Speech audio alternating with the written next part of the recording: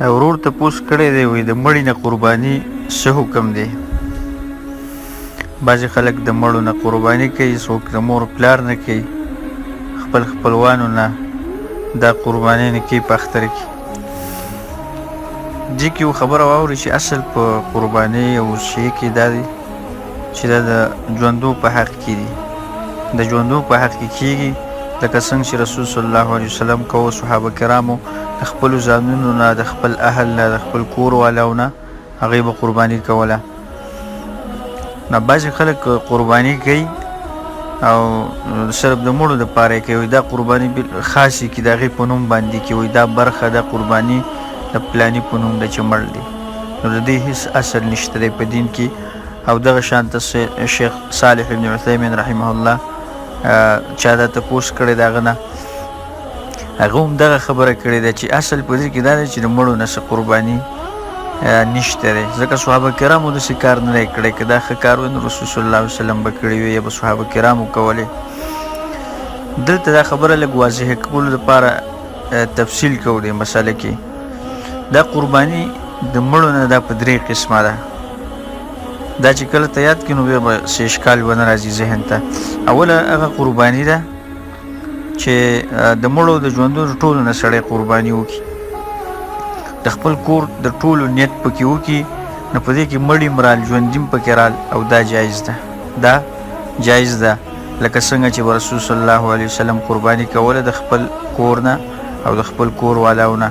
نو په دې کې به بعضې داسې وو چې هغه مړي دي او بعضې ژوندي دي، نو دی به د ټولو نیت پکې وکړه نو ټول به پکې شامل شو.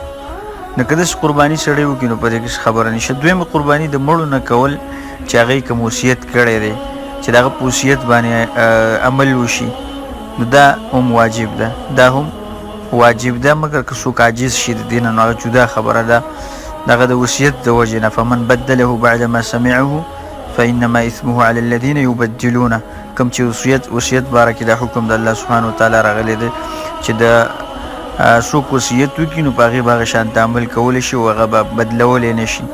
درېیمه قرباني کول دي د مړو نه مستقله قرباني کول، لکه څنګه چې د ژوندو نه کېږي داسې د مړي نه مستقله قرباني کول او یو قرباني اضحیه د هغې په نوم باندې مستقله کول.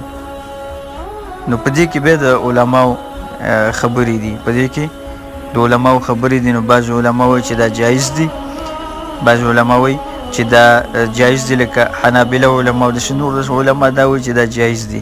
وجه په دې کې دا ده چې دا مړي ته ثواب رسېدل دي د دې، او لکه صدقه ده د مړي نه، نو مړي ته په صدقه باندې ثواب رسېږي نو په دې باندې هم رسېږي. نو قیاس یې کړی په صدقې باندې.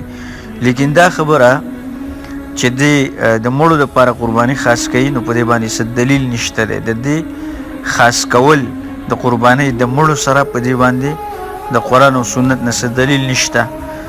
او ځکه رسول صلی الله علیه وسلم داسې کار نه دی کړی چې هغه د مړو نه قرباني کړي او هغې خاص کړي د مړو په نوم باندې. نه که داسې وی بیا به رسول صلی الله علیه وسلم هغه د خپل ګران تره حمزه رضی الله عنه او د هغه خپل نیکان ملګري او نور خپل خپلوان چې د هغه وفات شوي دي، د رسول صلی الله علیه وسلم بچي وفات شوي دي، د هغه په ژوند کې وفات شوي دي. د رسول صلی الله علیه وسلم 3 لورګانې وفات شوي دي او 3 بچي د رسول صلی الله علیه وسلم ماشومان وفات شوي دي. د رسول صلی الله علیه وسلم خوږه بیبي او قدردانه بیبي خدیجه رضی الله عنها هغه وفات شوې ده چې هغه دې ته د ټولو بیبیانو نه محبوبه وه او د ټولو نه ورسره مینه ډېره وه. نو چېرته هم دا نه دي راغلي چې رسول صلی الله علیه وسلم د دې خلکو نه قرباني کړي. نه که دا ښه کار وی نو رسول صلی الله علیه وسلم به خامخا کړی وی. او داسې د صحابه کرامو نه هم ثابت نه دي چې هغوی د خپلو مړو دپاره قرباني کړي. نو دا خبره واضحه شوه چې د مړي دپاره قرباني خاص کول دا نشته دی.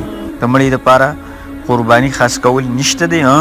که ته قرباني کې او د ټولو نیت پکې وکړي نو په دې کې مړي ژوندي ټول شامل شو او ټولو ته به الله سبحانه وتعالی د هغې اجر رسوي، ټولو ته به الله سبحانه وتعالی د هغې اجر رسوي. او دا خبره کول چې د مړو دپاره صرف قرباني خاص کول او د هغې په نوم قرباني کول نو دا صحیح خبره نه ده، دا په سنت کې نشته دی. والله اعلم.